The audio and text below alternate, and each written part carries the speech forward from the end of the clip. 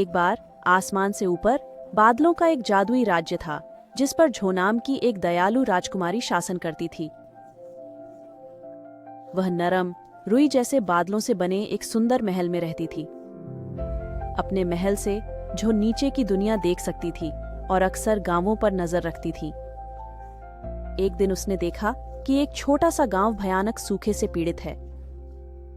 नदियां सूख गई थीं और फसलें मर रही थीं। लोग दुखी और चिंतित थे। ग्रामीणों के लिए दुखी होकर जो मदद करना चाहती थी, वह बादलों के प्राचीन संरक्षक बुद्धिमान बादल रक्षक के पास गई। नीचे के लोगों को बारिश चाहिए, जो ने कहा। क्या हम उन्हें कुछ भेज सकते हैं? बादल रक्षक ने सिर हिलाया और कहा, बारिश आएगी, पर पहले ग्रामीणों को दया और धैर्य सीखना होगा। तभी बादल बारिश बरसाएंगे। झो ने बादल रक्षक के संदेश को समझा। वह गांव गई और लोगों से बात की। आपको मिलकर काम करना और एक दूसरे पर दया दिखानी होगी, तभी बारिश आएगी। ग्रामीण भ्रमित थे। उन्होंने सोचा बारिश की कमी ही समस्या थी, पर जो देख सकती थी कि सूखे ने उन्हें स्वार्थी और निर्दयी बना दिया था।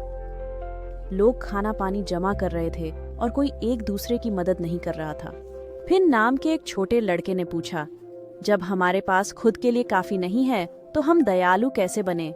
जॉ ने फिन के पास बैठकर मुस्कुराते हुए कहा, दयालुता इस बारे में नहीं कि आपके पास क्या है, बल्कि आप कितना बांटते हैं। कम होने पर भी हम दयालु रह सकते हैं। गांव वाले सुनने लगे। वे थोड़ा खाना पानी बांटने लगे, एक दूसरे की मदद करने और जरूरतमंदों की देखभाल करने लगे। सब मिलकर काम करने लगे और धीरे धीरे गांव एक खुशहाल जगह बन गया। लेकिन बारिश तुरंत नहीं आई। जो चिंतित होकर बादल कीपर के पास लौटी। गांव वालों ने दयालुता सीखी, पर अभी तक बारिश नहीं हुई।